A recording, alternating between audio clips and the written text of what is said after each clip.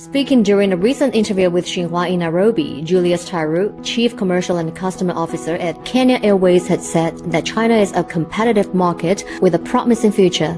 Kenya is China's largest trading partner in East Africa, while China is Kenya's largest trading partner and source of imports.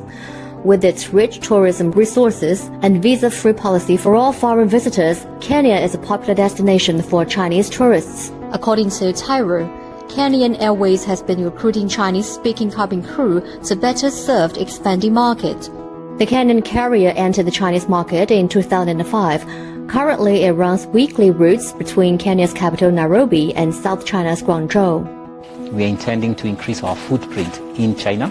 So we are looking to fly to a second city in China. Noting that China is about to hold a new meeting of the Forum on China-Africa Cooperation this year, Thyroux expressed optimism over the future cooperation. Agreements at government-to-government level will be taken that ultimately either spurs economic development in my country, so creating more employment, but also bringing more travel from China to support some of those big agreements for big projects.